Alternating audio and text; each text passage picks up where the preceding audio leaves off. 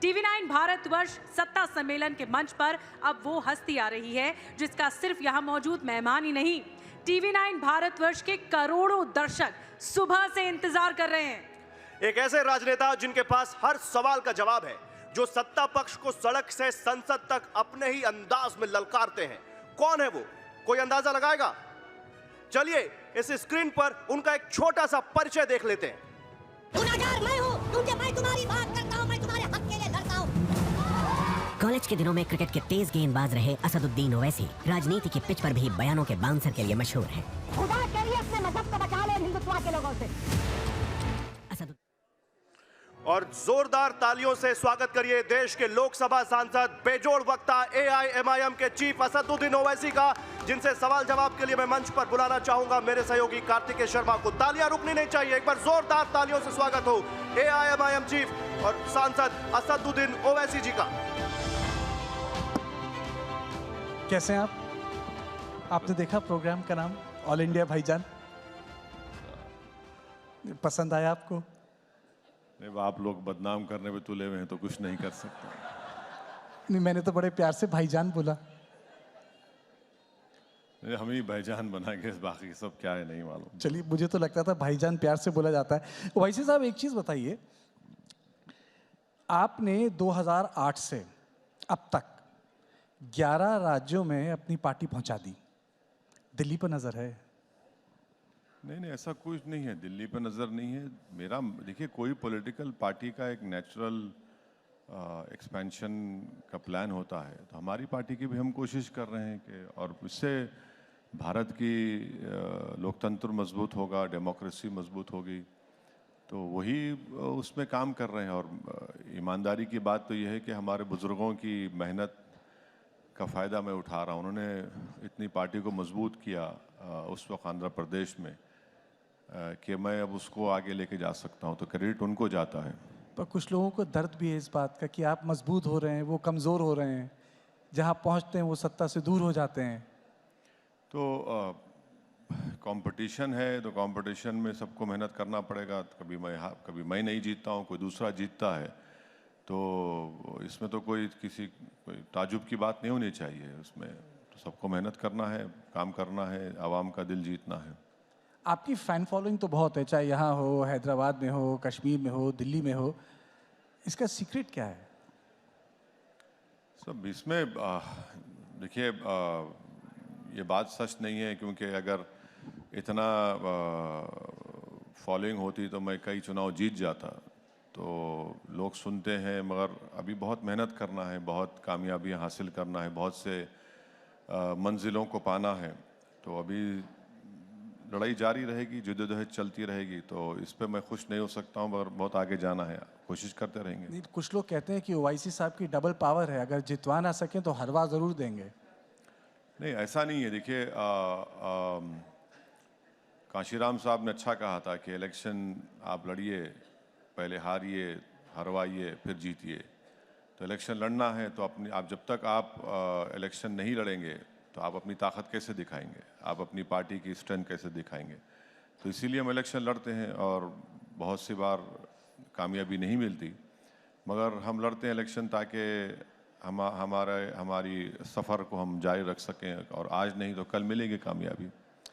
एक चीज़ बताइए कि अखिलेश, ममता और कांग्रेस के कई नेता आपको सोशल मीडिया स्टार बोलते हैं। हैदराबाद में रॉक स्टार, ये लोग कहते हैं आप सोशल मीडिया स्टार। सही बात है? नहीं, चलिए, कुछ तो मान तो लिए हैं। इनका बड़ापन है कि मुझे कुछ मान लिए लोग कि मैं कुछ हूँ। अच्छा, ये पूरा किसान आंदोलन चला, ओवैसी साहब आप नज़र नहीं आए। नहीं, किसान आंदोलन में तो ये तो पॉलिटिकल आंदोलन है, और हम सब लोग उसकी तायीद कर रहे हैं, सपोर्ट कर रहे हैं उनको।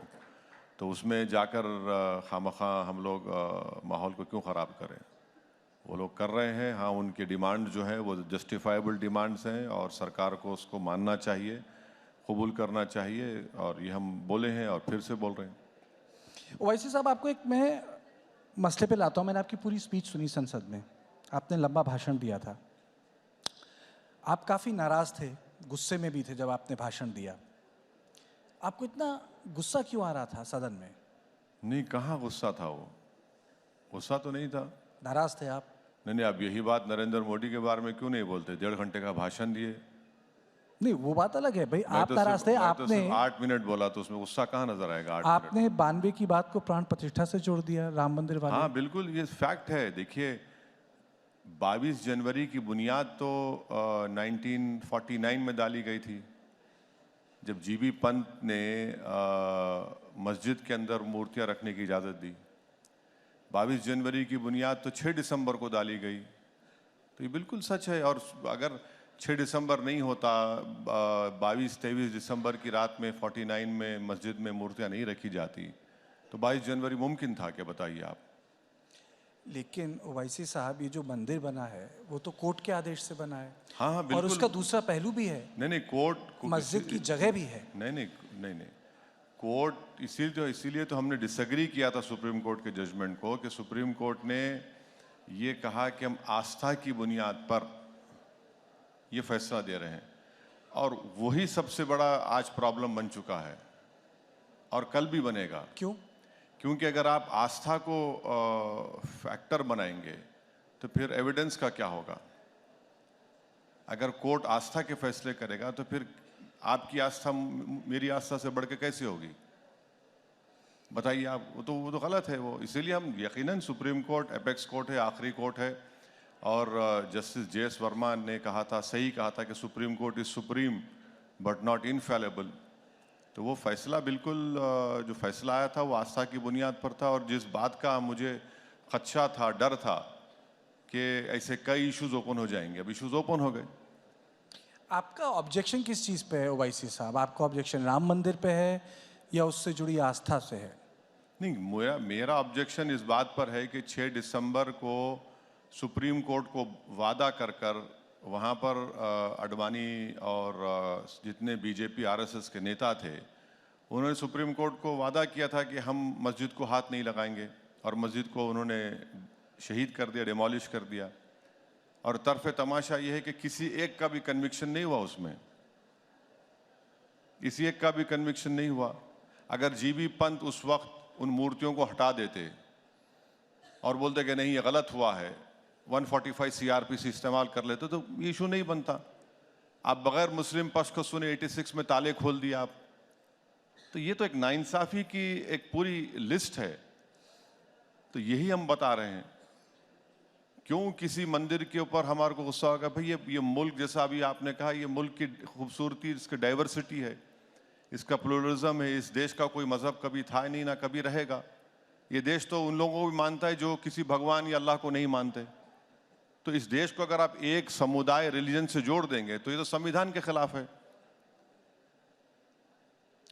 लेकिन असदुद्दीन जी, अगर आप एक बात कह रहे हैं कि एक धर्म दूसरे धर्म से बड़ा नहीं होता, लेकिन आप सांसद हैं, आपने संसद में जब भाषण दिया तो आपने कहा आप राम के सम्मान करते हैं, और दूसरी तरफ आपने बाबरी मस्जिद जिंदाबाद बोला। हाँ, बुरी बात क्या है उसमें? मैंने कहा कि मैं नाथूराम के खिलाफ हूँ। आप खिलाफ है ही नहीं नाथूराम के। सबको होना चाहिए नाथूराम के खिलाफ। और बाबरी मस्जिद जिंदाबाद बोलना गलत बात क्या है? बाबरी मस्जिद को तो मंदिर तोड़कर नहीं बनाया गया, सुप्रीम कोर्ट ने कहा। बिल्कुल, सुप्रीम कोर्ट ने कहा कि वहां पर मंदिर तोड़कर नहीं बनाया गया। तो ये आर्गुमेंट जो बीजेपी झूठ फैला रही थी कि मंदिर तोड़कर मस्जिद बनाया गया, वो तो सुप्रीम कोर्ट नकार दिया। अच्छा, आप बताइए, बीजेपी को राम मंदिर कब याद आया? नहीं, मैं बीजेपी का प्रवक्ता नहीं, बता रहा हूं आपको। पालनपुर का रेजोल्यूशन 1989 में पास किया, उससे पहले तो नहीं हुआ। आरएसएस बनी 1924-25 में, जब उन्होंने बात नहीं की। विश्व हिंदू परिषद बना 1960 में, वो नहीं बात किए। महात्मा गांधी से लेकर, सरदार पटेल से लेकर, के मुंशी से लेकर, बाल गंगाधर तिलक से लेकर, मालविया साहब से लेकर, किसी ने बात नहीं की वहां पर। आप 89 में पालनपुर रेजोल्यूशन पास करके आपने कहा कि मंदिर को तोड़कर मस्जिद बनाई गई, वो तो डिस्प्रूव हो गया। लेकिन राम मंदिर का आंदोलन तो बीजेपी से पुराना है, वो तो सबको पता है। हेमंत जी की किताब भी पढ़ लीजिए। 250 साल पुराना है। 1800, देखिए लीगल फाइट चल रहा था 1875-80 में। मस्जिद के सामने चबूतरा था, मस्जिद पे झगड़ा नहीं था, वो चबूतरे पे झगड़ा था। वही तो हम बता रहे हैं आपको। लेकिन वो आस्था की भी तो बात है अरे ओवैसी साहब। चबूतरा बाहर है भाई, मस्जिद में अंदर तो नहीं था। आपने चबूतरे को छोड़कर मस्जिद के अंदर मूर्तियां रख दी और उसके बाद लॉक डाल दिए। अच्छा, आपको मालूम कि जो कलेक्टर साहब ने ये मूर्तियां रखकर मस्जिद को बंद किया, वो बाद में नायर साहब जनसंघ के एमपी बन गए वहां से। नहीं वो ठीक है, लेकिन आपको नहीं लगता कि अगर इन तीन चीज़ों पे समन्वय हो जाता, जैसा कि बोला जा रहा था 80 के दशक में कि वापस कर दिया जाए काशी, मथुरा, अयोध्या, तो बड़े मसले हल हो जाएंगे। नहीं नहीं, आप सब चीज ले लीजिए ना, वो दो क्यों लेते आप? सब ले लीजिए, कुछ बाकी मत रखिए आप। भाई कुछ रूल ऑफ लॉ रहेगा नहीं रहेगा बताइए आप। अब आप कहेंगे कि भाई वो आस्था की बुनियाद पर हम दे दिए, यहां पर क्या वो भी आस्था बोल देंगे आप, वहां पर भी आस्था बोल देंगे, तो फिर संविधान किस लिए है? फिर कोर्ट किस लिए है?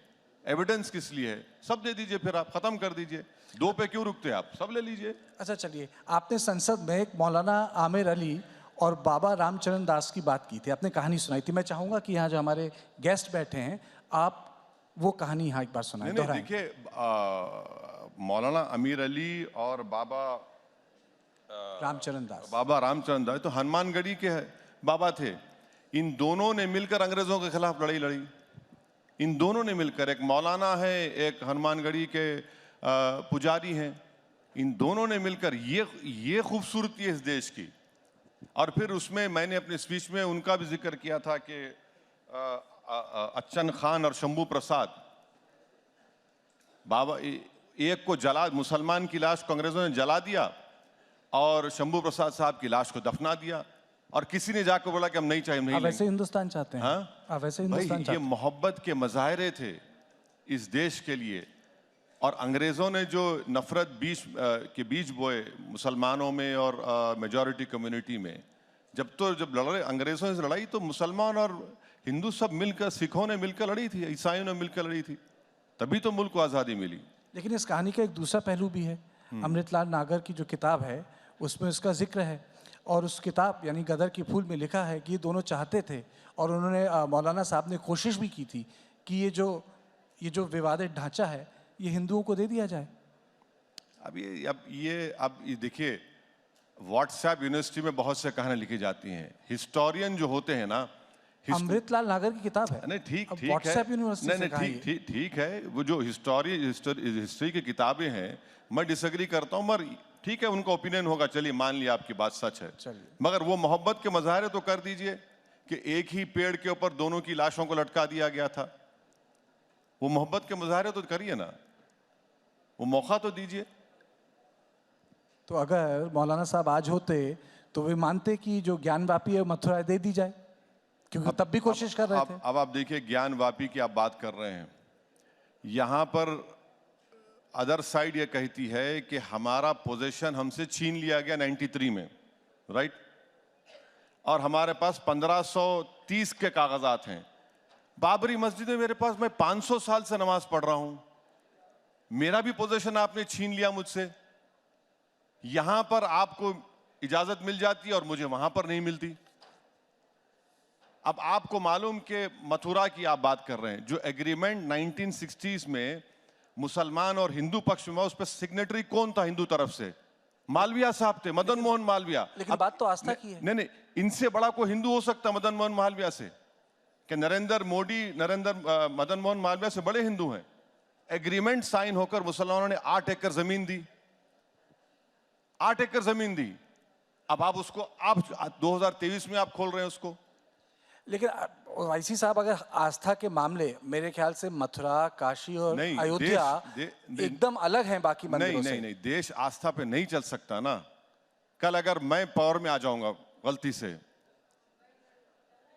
मैं गलती से पावर में आ गया, अभी क्या? भी पावरफुल नहीं, हैं सुनिए आप, अभी भी पावरफुल हैं आप। अगर गलती से मैं प्राइम मिनिस्टर बन गया और मेरे पास भी 300 MP आ गए गलती से, मैंने ख्वाब में भी नहीं सोचता हूं मगर कह रहा हूं, मैं कहूंगा मेरी आस्था, क्या करेंगे आप? यही तो हम कह रहे हैं ना कि देखिए, आस्था पे नहीं चल सकेगा।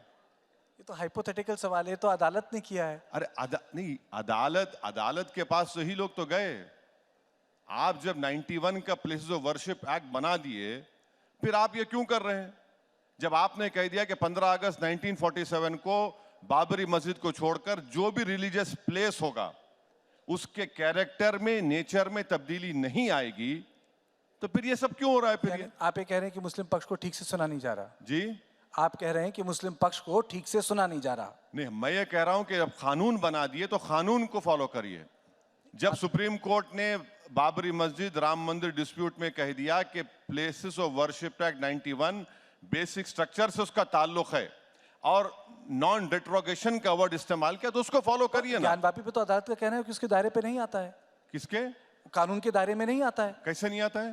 कैसे भाई वो नहीं तो अदालतें कह रही हमने हैं। जब पार्लियामेंट में ये कानून पास कर दिया, सिर्फ इस जगह को छोड़कर, मैं तो वो भी गलत था, इस जगह को छोड़कर सब डिस्टर्ब नहीं करेंगे, तो क्या मतलब है फिर उसका? आप तो लॉयर हैं, बिल्कुल, मैं आप कह तो रहा हूं। लॉयर हैं, लेकिन मुझे एक चीज बताइए, जब आपको अदालत की बात पे ही विश्वास नहीं तो मामला कैसे सुलझेगा? अदालत की बात देखिए, अदालत के फैसले को मानते हैं और डिसएग्री भी करते हैं, वही तो खूबसूरती है जमहूरियत की। जरूरी नहीं है ना, मैं किसी की तौहीन नहीं कर रहा हूं, मैं कह रहा हूं कि रेस्पेक्टफुली मैं इस जजमेंट को नहीं मानता हूं, इसमें कोई गलत बात नहीं है। एक चीज बताइए, ये आपको लग रहा है कि मुस्लिम पक्ष को या तो सलाह ठीक से नहीं मिल रही या अदालतें उनकी बात नहीं सुन रही, आप इतने बड़े बैरिस्टर लॉयर हैं, आप उनको क्यों नहीं सलाह अरे देते? भाई, मुझसे बेहतरीन वकील वहां पर आर्ग्यू कर रहे हैं। पर संभाल रहे हैं, आपकी बात अगर माने तो। प्लेसेस ऑफ वर्शिप एक्ट 91 को सुप्रीम कोर्ट्स नहीं मानेंगे तो फिर कानून का फायदा क्या है? फिर पार्लियामेंट तो कानून बनाएगा ना, कोर्ट तो नहीं बनाएगा। जब पार्लियामेंट ने कानून बना दिया और सुप्रीम कोर्ट ने राम मंदिर बाबरी मस्जिद केस में कह दिया कि प्लेसेस ऑफ वर्शिप एक्ट का ताल्लुक भारत के बेसिक स्ट्रक्चर से है, लफ्ज नॉन डिट्रोगेशन उन्होंने इस्तेमाल किया, तो फिर कोर्ट्स को, तो लोअर कोर्ट्स को फॉलो करनी चाहिए। वैसे जी, लोग ये भी कहते हैं कि आप मामले को सुलझाते नहीं, कई बार भड़का देते हैं। जब ज्ञानवापी का मामला चल रहा था तो आपने वो 6 दिसंबर टाइप बात कह दी। हाँ, बिल्कुल बिल्कुल सही है वो। क्यों, क्या 6 भड़काने नहीं दिसंबर? हुआ वैसे जी। क्या आपकी नजर में 6 दिसंबर अच्छा दिन था? नहीं, नहीं, आपने बोला 6 नहीं, दिसंबर। नहीं, आपकी नजर में या देश की नजर में 6 दिसंबर अच्छा दिन था क्या? पुराने घाव को भाई, करना अच्छी बात है। सुप्रीम कोर्ट को पुराने वादा, घाव को- सुप्रीम कोर्ट को वादा करके आपने तोड़ दिया, नहीं हाथ लगाएंगे। अच्छा, हैरत की तो बात तो ये घावों को हरा करना अच्छी बात है। देखिए, जख्म जो दिया गया था उस जख्म को याद रखिए, दोबारा जख्म नहीं लगना चाहिए। आप हिस्ट्री से सीखते हैं, हिस्ट्री को रिपीट नहीं होने देते आप। पर ऐसा तो कुछ हुआ ही नहीं उसके बाद। आप बताइए, कोई एक ऐसी मस्जिद है जहां मॉब घुस के जिसने तोड़ दिया? मॉब ने तोड़ तो दिया। आप इंतजार करेंगे तोड़ने के मैं लिए? इंतजार नहीं कर रहा, हाँ। आपने बोला और हो रहा यहाँ है। से मुझे तो विश्वास है यहाँ के लोगों में। देखिए, मस्जिद को कैसे तोड़ा गया? सुप्रीम कोर्ट को बोलकर नहीं तोड़ेंगे, तोड़ दिए।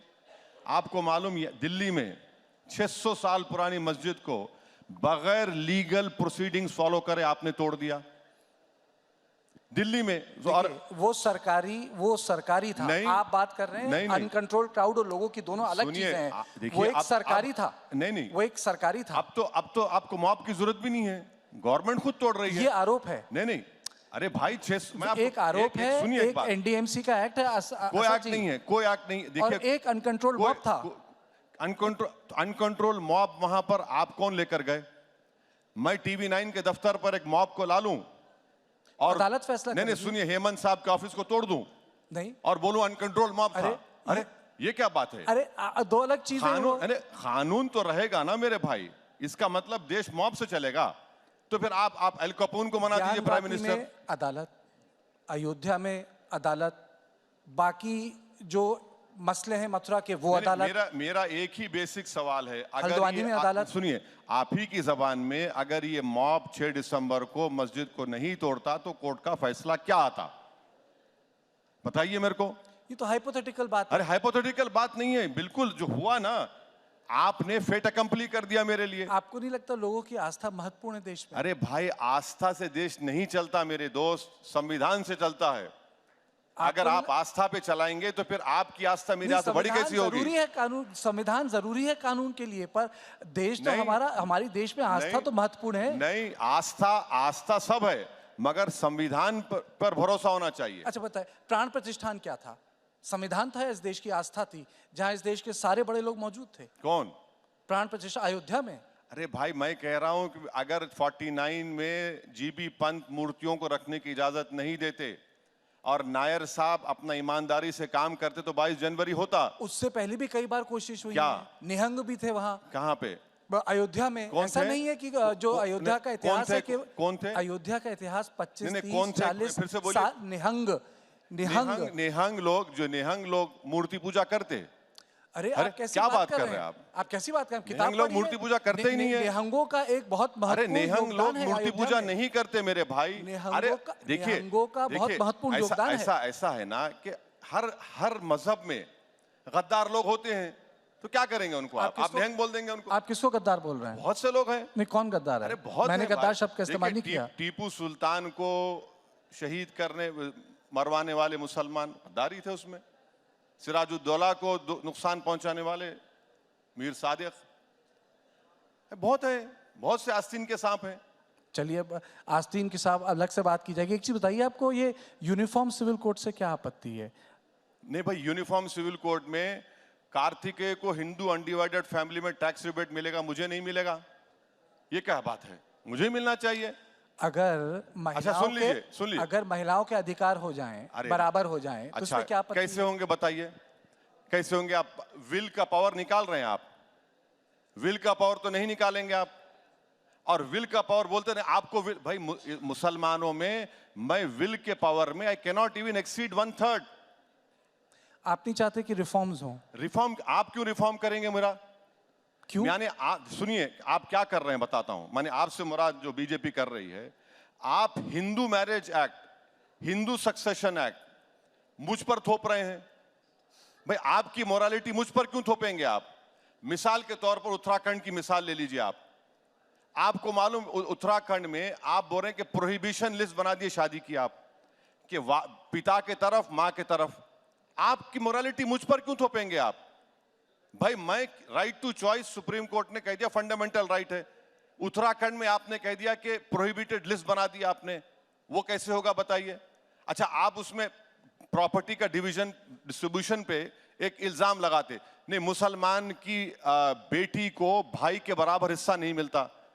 ये क्यों नहीं बोलते कि मुसलमान की बेटी को अपने बाप की जायदाद में भी हिस्सा मिलता, अपने हस्बैंड की जायदाद में भी हिस्सा मिलता उसको?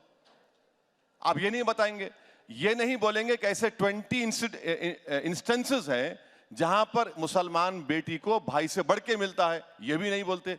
अच्छा, यूनिफॉर्म सिविल कोड की आप बात कर रहे हैं, अरे भाई आप उसमें उत्तराखंड के लेटेस्ट है, खत्म कर लीजिए। एक सवाल और है। उत्तराखंड में आप ट्राइबल को क्यों निकाल दिए? तो यूनिफॉर्म कहां हुआ? सुनिए, आर्टिकल 25 के तहत एक तो आप निकाल दिए ट्राइबल को, राइट टू इक्वालिटी का वायलेशन है, और फिर आप उसमें कह रहे हैं कि नहीं एक्सेप्शन, कहे का एक्सेप्शन दे रहे हैं आप? तो पूरा मकसद क्या है कि हिंदू मेजॉरिटी कम्युनिटी की जो मोरालिटी है वो मुसलमानों पे डाल दिया जाए। क्यों डालेंगे भाई आप? नहीं, दो चीजें हैं। एक है कि यूनिफॉर्म सिविल कोड का अपना उद्देश्य और एक अपना लक्ष्य है। जैसे कि एक ही मैरिजेबल एज हो, कई सारी चीजें होती जो बाद में सुलझ सकती हैं, कुछ चीजें पहले सुलझाई जा सकती हैं। एक हेमंत, एक मिनट ठहरिए। Prohibition of child marriage act है, पॉक्सको एक्ट है, ये क्या लेके आ रहे फिर आप? ये क्या लेके आ रहे हैं आप बताइए? सेंट्रल एक्ट है ना, prohibition of child marriage. Government का डेटा है 12 लाख चाइल्ड मैरिजेस हुई लास्ट डेटा, जिसमें से 84% तो हिंदू भाई बहनों की हुई। कानून से चाइल्ड मैरिज खत्म होने वाला नहीं है, ये एक सोशल ईवल है, मगर आप तो कानून बना दिए। अच्छा, और एक बात में, इसका मतलब है नहीं सुनिए, आपको रियलिटी बता, बात पूरी खत्म करिए। मैं खत्म करता हूं। इसका ये मतलब है कि हम कानून ना बनाएं। अरे यानी यूसीसी मैं आपको नहीं रोक रहा हूं, ठंडे बस्ते में डाल दिया जाए। मैं आपको बोल रहा हूं कानून बनाए भी तो आपने कौन सा पहाड़ खोद कर क्या निकाला? चूहा भी नहीं निकाला आपने। अच्छा, और एक बात, चाइल्ड मैरिज एक्ट जब होती है वो वॉइडेबल होता है, वॉइड नहीं होती। आपको यूसीसी से आपत्ति है, आपको सीए से भी आपत्ति बिल्कुल है। क्यों? अरे भाई जमहूरियत है क्या? डिक्टेटर की हुकूमत है यहाँ पर? ये तो डेमोक्रेसी है, लोकतंत्र है। हाँ, डिफरेंस ऑफ ओपिनियन होना चाहिए। अब आप कल नरेंद्र मोदी बोलेंगे कि कल से अच्छा, इस पे आपत्ति क्या? अरे बोलने, मोदी का नाम तो लेने दीजिए। आप क्यों डर रहे हैं? मैं बोल रहा हूँ ना, नाम लीजिए। मुझे आपको क्या होगा? रुकिए, पूरा नाम लीजिए। अच्छा, आप नरेंद्र मोदी बोलिए, उसमें कोई दिक्कत नहीं। मैं आपसे ये कह रहा हूँ कि दिक्कत क्या है सीएए से? सीए से दिक्कत ये है कि ये मजहब की बुनियाद पर बनाया गया। देश के संविधान में आप मजहब की बुनियाद पर कैसे बनाते हैं आप? अब लोग बोलते हैं ये ओवैसी क्यों? अच्छा भाई, आसाम में सुप्रीम कोर्ट मॉनिटर्ड एनआरसी हुआ।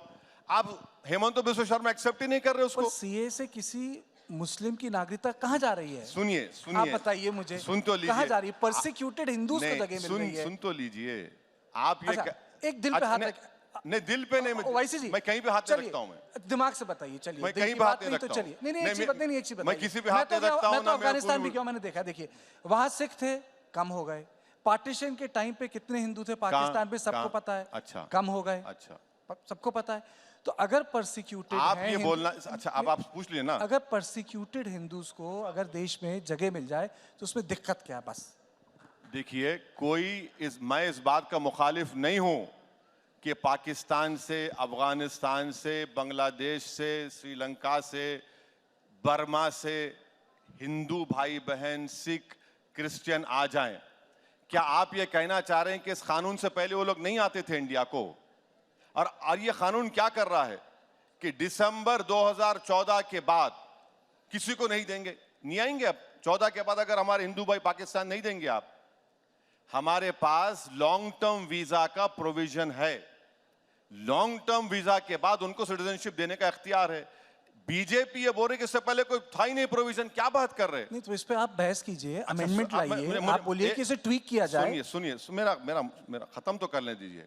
अब आप कह रहे हैं कि नागरिकता क्या खतरा है? आपको देखिए, CAA को अकेला नहीं देख सकते, NPR और NRC के साथ जोड़ना पड़ता उसको। आपको NRC भी क्या गलत है भाई?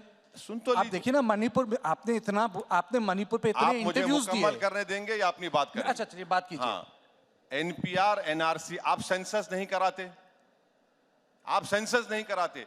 NRC जब होगा तो मुझसे कहा जाएगा कि अपने दादा का बर्थ सर्टिफिकेट लाओ। आधार कार्ड, ये उस आधार कार्ड को भी पढ़ा आपने? उसमें लिखा हुआ है कि this is not proof of citizenship. कितने लोगों के पास पासपोर्ट है भारत में? 5%। मैं बता रहा हूं आपको, यही तो चीज, इसकी हम मुखालिफत कर रहे। आप रिलीजन का लफ्ज निकाल दीजिए CAA में, करिए। कौन रोक रहा है? कौन रोक रहा है इनको? आप रिलीजन की बुनियाद पे कानून बना रहे। अच्छा, और एक हैरत की बात, supreme court monitored NRC Assam में हुआ क्योंकि हेमंत बिस्वा शर्मा की जो दिली ख्वाहिश थी उसमें ज्यादा मुसलमान नहीं आए। बोले मैं नहीं मानता उसको। क्यों नहीं मानते भाई? आप सुप्रीम कोर्ट मॉनिटर्ड है ना वो। तो CAA को ये रिलीजन की बुनियाद पर बनाया गया, गलत है। आप पाकिस्तान, बांग्लादेश से जो हमारे हिंदू परसिक्यूटेड भाई आ रहे, सिख आ रहे, दीजिए, पहले भी कानून था। तीसरी बात यह है कि CAA को अकेला मत देखिए, NPR, NRC से जोड़कर देखिए, तब आपको समझ में आएगा ये। ठीक, पर आप हर चीज को फिर मुसलमानों के खिलाफ साजिश क्यों बोलते हैं? बिल्कुल है, क्यों नहीं हो रही है? बिल्कुल है। अच्छा, आपको मालूम कि पंडित नेहरू के जमाने में कितने लोगों को बांग्लादेश भिजा दिए थे? माने पाकिस्तान उस वक्त बांग्लादेश नहीं बना था। क्यों बनाए थे? इसी वजह से भिजा दिए थे। ये एक हिस्ट्री है ना। दूध के जले छाछ को भी फूक फूक कर पीते हैं। चलिए ठीक है, आइए शुद्ध राजनीति की बात की जाए, शुद्ध राजनीति की। ओवैसी साहब, आप खड़े कहाँ हैं? किसके साथ हैं? किसके साथ खड़े हैं? आपने एक बीच में बोला था ना महबूब ना महबूबा। नहीं, देखिए, हम जहाँ खड़े ना, आपने बोला ना मोहब्बत की दुकान के पास ना।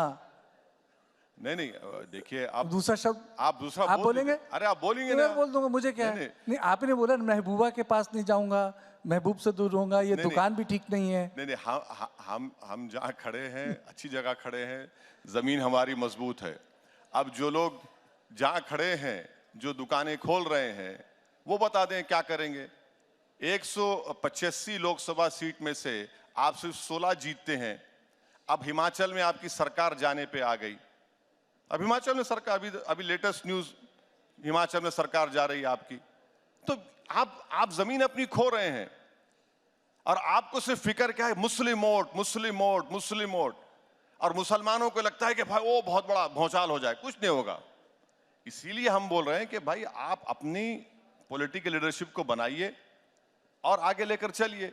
ये पैगाम दिया जाता है मुसलमानों को, अभी भी दिया जाता है, पहले भी देते थे कि बस हमारे गले में एक सांप डाल दिए, बस नाचते रहो सेकुलरिज्म का नाम लेकर। कहाँ सेकुलरिज्म है? जो संविधान का सेकुलरिज्म है उसको मानता हूं, मानता रहूंगा। ये पॉलिटिकल सेकुलरिज्म का सेकुलरिज्म है? अशोक राव चौहान जो मुझे गाली देते थे अब बीजेपी में चले गए, बताइए कौन कौन चले जा रहा है बीजेपी में, कौन सा सेक्युलरिज्म बताइए। अजीत पवार बीजेपी में चले गए, अभी बहुत से लोग जाने वाले हैं सोना में। लेकिन आप पे भी आरोप लगता है कि आप भी सेक्युलरिज्म के हाथ मजबूत नहीं करते, आप वहां टिकट दे देते हैं जहां द सो कॉल्ड जो कहते हैं कि बीजेपी के खिलाफ पार्टियां वो चुनाव हार जाती हैं। कार्तिकेय साहब, मैं आपसे रिक्वेस्ट कर रहा हूं, आप अपने TV9 के जिम्मेदारों से बात करके एक दिन डिबेट लगा लीजिए कि असदुद्दीन ओवैसी के लड़ने से किसको फायदा हुआ। 10 मिनट भी नहीं लगेंगे, पूरे उठ के चले जाएंगे यहां से, इंपेरिकल डेटा रख के बात करेंगे।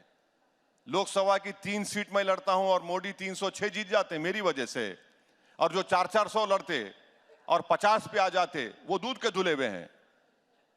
मेरा नाम असदुद्दीन है इसलिए मुझे गाली दी जाती है, और जो लड़ते हैं यूपी में 400 सीट जीतते हैं 2 और 1, उनको कुछ नहीं बोलते आप। मैंने आपसे मुराद जो दूसरे लोग जो हमको गाली देते। पर किशनगंज का दर्द भी तो समझिए। क्या दर्द? किशनगंज वही सीट अनाउंस कर दी आपने। हाँ?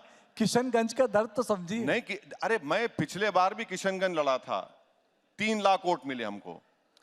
एक ही सीट कांग्रेस जीती या गठबंधन जीता किशनगंज, हम बीजेपी नहीं जीती वहां पहला पर। टिकट आपने किशनगंज ही अनाउंस कर दिया। नहीं भाई, हम लड़े हैं वहां पर। अच्छा, और एक बात सुनिए, मेरे तो हुआ होगा कांग्रेस को। बिहार के चुनाव में मेरे 5 MLA जीते। सीमांचल की जनता को सलाम, सबसे बैकवर्ड एरिया भारत का, उन्होंने मेरे 5 विधायक को जिताया। 4 विधायक को आप खरीद लिए, और महाराष्ट्र में आपसे कांड होता है तो आप आसमान सर पे उठा लिए। जब आप गुनाह करते हैं तो वो गुनाह नहीं है। अब नीतीश कुमार तो पलटी मास्टर हैं, कुलाटी मार दिए। अब तेजस्वी को मालूम हो रहा है कि क्या होता है पावर लूज करने का मतलब। लोग कहते हैं कि ओवैसी साहब दिखते हैं बीजेपी से लड़ते हुए, हाँ? लेकिन लेकिन वो लड़ कांग्रेस से रहे हैं। किससे लड़ते हैं? दिख तो रहे हैं बीजेपी से लड़ते हुए, हाँ। लेकिन लड़ कांग्रेस से हाँ, रहे हैं। इसीलिए टोल गेट के पास मुझ पर 6 गोलियां चलाई गई थी। मैं बोला था किसी को चला दो बेटा गोली। हाँ? क्या बात कर मैं रहे नहीं हैं? कह रहा, राहुल अरे गांधी भाई, कहते हैं आपकी यारी बीजेपी से है। अरे गाड़ी पर गोलियां चली मेरे, एक नहीं 6 गोलियां, कितने 4-5 गोलियां चली। मेरे घर पर हमला हो जाता है, ये सब मैं करा रहा हूँ क्या सेटिंग बोल के? भाई मेरे घर में भी फैमिली है। तो इसका बीजेपी से क्या लेना देना? मैं बता रहा हूँ ना आपको, अब बहुत लेना देना है उससे, बहुत कुछ लेना देना है। आपको नहीं दिख रहा तो मैं क्या करूं? ऐसी बात कर देते हो भाई साहब। इसमें सवाल मैं आपसे पूछ रहा हूँ कि अरे आप पे मैं आरोप बता- लग रहा है नहीं, मैं बता कि रहा आप हूं ना। मोदी के खिलाफ लड़ते दिखते हैं, पर लड़ाई आपकी कांग्रेस से है। नहीं, लड़ाई देखिए, लड़ाई तो सबसे है। अच्छा, राहुल गांधी भी कहते हैं, आप फिर बोले कि आप, मैं बता रहा हूँ ये राहुल गांधी भी कहते हैं। अच्छा, आप जब ये पार्लियामेंट में डिबेट हुई थी 22 जनवरी के बारे में, आपको चाहिए था कि अपोजिशन लीडरों की स्पीचेस को दिखाते आप? ऐसा लग रहा, मैंने अपनी स्पीच में कहा, वो नहीं दिखाया आपने, वो नहीं बोला। ये आपकी स्पीच तो बहुत चली, वायरल है। नहीं, अरे मेरी क्या हुआ, जो अपोजिशन के जो लोग स्पीच दे रहे थे ना निगल सक रहे थे ना कुछ बोल सक रहे थे। तो हमारे मुसलमानों में क्या होता, जब काजी साहब और 2 गवाह दुल्हन से जाकर पूछते कि आपकी रजामंदी है इस लड़के से शादी करने के लिए, तो बाज वक्त दुल्हन शर्मा कर खामोश हो जाती है, तो उसकी खामोशी को रजामंदी के तौर पर लिया जाता अच्छा, है। तो ऐसा ही लग रहा था लोकसभा में कि ऐसा खामोश बैठे हैं पूरे। अच्छा चलिए छोड़िए, आप बताइए राहुल गांधी कैसे लीडर है? हाँ, राहुल गांधी कैसे लीडर है? मैं कांग्रेस से मेरा कोई ताल्लुक नहीं है। अरे भाई, कांग्रेस के नेता होना जरूरी नहीं है। मैं पूछ सकता हूँ कि अरे आपसे मैं क्यों कि बोलूं भाई? भाई बराक ओबामा कैसे लीडर थे? नहीं, आप पूछिए कि आप कैसे एंकर हैं, बोलूंगा मैं कुछ। नहीं, वो तो आप कभी भी बोल सकते हैं, अरे, आपको तो 20 मुझे- साल से जानता हूँ। मुझे ज्यादा मालूम। मैं पूछ रहा हूँ आपसे कि राहुल गांधी कैसे मुझे नेता नहीं है? मालूम भाई, मुझे नहीं मालूम। मैं ट्विंकल ट्विंकल लिटिल स्टार हूँ, बड़े लोगों में क्यों ले जाके मिला रहे मुझे? अच्छा, वो चलिए। जाने वाले भाई, आप ऊपर हैं, हम नीचे हैं, जमीन पर हैं, मेरे को नहीं मालूम उनके बारे में। ये तो बिल्कुल मोदी जी वाली बात कर दी आपने, नामदार और कामदार। नहीं, मैं ये सब नहीं कह रहा हूँ ना, मैं नहीं जानता भाई, बड़े लोग हैं, आप क्यों ले जाके मिला रहे मुझे? अच्छा, एक चीज बताइए, अरविंद केजरीवाल आपको बीजेपी का छोटा रिचार्ज बोलते हैं? हाँ बिल्कुल है। छोटा रिचार्ज? अब आप बोल रहे हैं तो मानता हूँ मैं। अरे मेरे कहने से क्या होता है, वो तो केजरीवाल कह रहे हैं, वो कह रहे हैं आपको। अरे भाई, वो क्या कर रहे हैं वो? और आप भी कहते हैं केजरीवाल को छोटा रिचार्ज? नहीं, वो उनके एजेंडे में 370 का मामला आया, ये सपोर्ट किए। उनका जो एजेंडा है वो सॉफ्ट हिंदुत्व नहीं है, एक्चुअल हिंदुत्व फॉलो कर रहे हैं केजरीवाल। ढकी छुपी बात कहाँ है, ये सब जानते हैं। लोकसभा चुनाव ज्यादा दूर नहीं है, आप किसी से गठबंधन करना चाहेंगे? नहीं, हम तो बिल्कुल करना चाहेंगे। अगर कोई होगा बातचीत चल रही है, होगा तो अच्छा है, नहीं तो लड़ेंगे। किससे कहेंगे? क्योंकि मैंने आपसे पूछा था ना पहले कि महबूब के पास भी नहीं जाएंगे, महबूबा के पास भी नहीं जाएंगे, दुकानदार के पास भी नहीं जाएंगे, फिर आपने वो चौकीदारी वाली बात भी कही थी, तो जाएंगे किसके पास आप? अरे जनता के पास जाएंगे, जनता के आवाम के पास जाएंगे, अपनी बात रखेंगे और रखते आए रखेंगे। ऐसा चलिए, अगर इंडिया आपको न्योता देता है, इंडिया गठबंधन आपको बुलावा देता है, बुलाता है आदर से, सत्कार के साथ, जाएंगे? हाइपोथेटिकल सवाल का जवाब प्रेजेंट में कैसा दे सकता हूं मैं? मेरे को तो नहीं मालूम। वो तो खुला कह चुके हैं कि हमको इनसे मतलब नहीं है। माने बकेट बकेट भर भर के गाली देते हमको रोज, तो अब बुलाएंगे तो नहीं मालूम, मुझे नहीं मालूम। नहीं, अगर बुला लिया तो दिल पसीजेगा आपका। हाँ? दिल पसीजेगा आपका। नहीं, आप ऐसा बोल रहे हैं कि जवानी में कोई दो लोग मोहब्बत करते, कोई बरसों के बाद कोई वो मिल गई तो बोले तुम बुलाओ तो मैं आ जाऊंगा। ये तो बात नहीं है ना, ये तो पॉलिटिक्स की बात कर रहे हैं आप। तो ऐसा तो कुछ नहीं है। अच्छा, फिर आपकी जैसे कि हर एक नेता की एक कोशिश होती है कि मेरा अल्टीमेट एम है, आपका अल्टीमेट एम क्या है?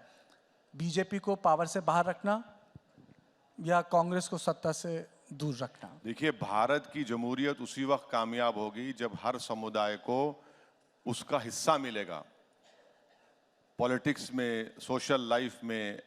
ये हमारे जो बुजुर्ग थे आज़ादी की लड़ाई लड़ाई, उनका ख्वाब था। उस ख्वाब को पूरा करना है कि सबको हिस्सा मिले, बराबरी का हिस्सा मिले। तो वही उसी ख्वाब के पीछे हम दौड़ रहे हैं कि भाई हमको हिस्सा मिलना चाहिए। अगर हिस्सा नहीं मिलेगा तो फिर जमहूरियत, कामयाब जमहूरियत कैसे रहेगी? कामयाब जमहूरियत नहीं रहेगी, लोकतंत्र कामयाब नहीं रहेगा। आपके पास कोई प्लान है मोदी को हराने का? कोई बिग पिक्चर जिसे कहते हैं, बड़ी स्कीम, कोई एक अंडरस्टैंडिंग? क्योंकि ऐसा लग नहीं रहा है कुछ ऐसा होगा। आपके पास है कुछ? नहीं, अब जो प्राइम मिनिस्टर बनना चाहते हैं उनसे सवाल करिए आप। नहीं, वो नहीं तो नहीं, मुझसे सवाल मत करिए ये। आप नहीं बनना चाहते? हम नहीं चाहेंगे कि तीसरी मर्तबा इस अजीम मुल्क के वजीर आजम नरेंद्र मोदी तीसरी मर्तबा बने। मगर जिनको प्रधानमंत्री बनना है, जो प्रधानमंत्री बनने का ख्वाब देख रहे हैं, उनको वो लोग क्या कर रहे हैं उनसे पूछिए। उनसे पूछिए कि आपके पास क्या ब्लूप्रिंट है। पर आप ख्वाब नहीं देखते मूवर एंड शेकर का, प्रधानमंत्री बनने का? हर पॉलिटिशियन बनना चाहता है, टॉप पोस्ट पे जाना चाहता है। नहीं, मेरा नहीं है। आपका मेरा नहीं है? मेरा बिल्कुल नहीं है। मैं जहाँ हूँ खुश हूँ। मैं जो काम कर रहा हूँ, मेरी लड़ाई वही है। मेरा वो, देखिए, ये सब बड़े बड़े लोगों के ख्वाब होते हैं, मेरा ख्वाब नहीं है वो। आपका ख्वाब क्या? चलिए वो बताइए। बता दिया आपको, और क्या बोलूंगा मैं? यही ख्वाब है? हाँ, ख्वाब यही है। ख्वाब नहीं, कोशिश है। ख्वाब ऊंचे देखना चाहिए, उसको पूरा करने के लिए मेहनत करनी चाहिए। मगर ये ख्वाब नहीं है कि दिल्ली के गलियारों में आकर बैठना, वो मेरा ख्वाब नहीं है। आपकी पार्टी इन लोकसभा चुनावों में कितने उम्मीदवार उतारेगी, कितने कैंडिडेट्स देगी? क्या सोचा है आपने? नहीं, कम से कम पार्टी में अभी डिस्कशन चल रहा है। बहुत से जगहों से, यूपी से, बिहार से, महाराष्ट्र से, मध्य प्रदेश से, कर्नाटका से लोग बोल रहे हैं। मगर इस वक्त पर यहाँ पर बैठकर टीवी पर बोलना गलत होगा। वो आपने पिछली बार गठबंधन करने की भी कोशिश की थी, जैसे सपा से बातचीत भी चली थी, आप लखनऊ आए थे, एक प्रेस कॉन्फ्रेंस भी हुई थी शायद, अगर मुझे याद है, आपने एड्रेस नहीं, किया था। ऐसा वो बातचीत तो बहुत चली यूपी में, मगर कुछ हुआ नहीं। वो कोई छोटी पार्टियों से गठबंधन देश भर में होगा, बिल्कुल तो होगा। कुछ तो बताइए। कुछ ना कुछ होगा। कहाँ होगा? महाराष्ट्र में करेंगे गठबंधन? देखेंगे क्या, अभी तो अरे भाई सब चीज बोल दिए तो फिर कैसे? नहीं, अखिलेश से करेंगे? हाँ, अखिलेश से? अरे वो उनको मालूम, वो तो उधर बैठ गए जाकर, अपने क्या करेंगे, किससे भी नहीं करेंगे वो। नहीं, पर पिछली बात तो बन ही गई थी, ऐसा लग रहा था। ऐसा नहीं है, सब रूमर्स थे, ऐसा कुछ नहीं था। तो कोशिश तो आपने पूरी की। नहीं, अब देखिए, अब ये बहुत सी बातें हैं जो अवामी पब्लिक के लिए नहीं बोलना चाहिए किसी पॉलिटिशियन को। लेकिन फिर भी थोड़ा सा तो बताइए कि आप कहाँ कहाँ कोशिश करेंगे गठबंधन की? अब मैं बता दी ना, इतने स्टेट्स बताया, देखें क्या होता अभी। नहीं, ठीक ठीक बताइए। एक आपने महाराष्ट्र बोला, दूसरा?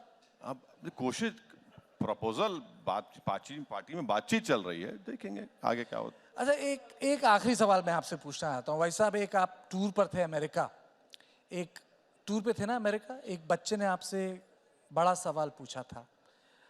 मैं इसी मन से उस सवाल को दोहराना चाहता हूँ। आप बच्चे हो गए छोटे? आप नहीं, बच्चे नहीं, बात बड़ी थी। और बच्चों के मुंह, और बच्चों की बात भगवान की बात भी कही जाती है। और आपने उसका बहुत शानदार जवाब दिया तो था। वही जवाब सुन लीजिए ना। मैं हाँ, क्या तो पूरी बात सुनाइए। नहीं, आप पूरी बात बताइए, आप पूरी बात बताइए। क्या सवाल था वो? अरे, आपको याद होगा। क्या है वो? उन्होंने, उस बच्चे ने आपसे सवाल पूछा था कि असदुद्दीन ओवैसी पाकिस्तान के मुसलमानों को अपना भाई मानते हैं या नहीं? ये सवाल था। अब ये देखिए, ऐसा है ना कि ये 47 में आज़ादी मिली, 200 साल की गुलामी से आज़ादी मिली, और 2024 में आप मुझसे पूछ रहे हैं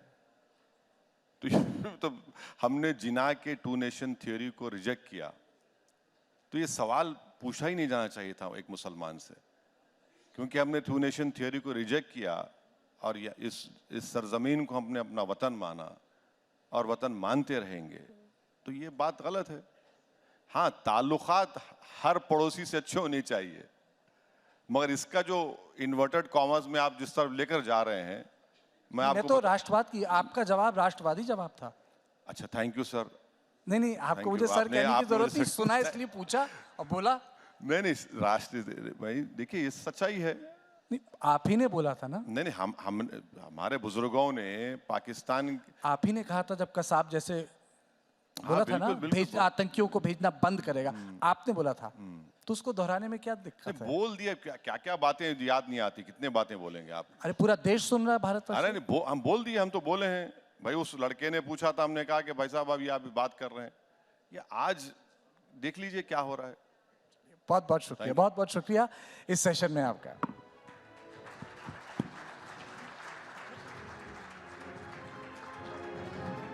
जोरदार तालियां हो जाए। ओवैसी साहब, मैं चाहूंगी आप कुछ क्षणों के लिए हमारे साथ रहे। हमारे मैनेजिंग एडिटर पारितोष चतुर्वेदी आपका सम्मान करेंगे, शॉल देकर।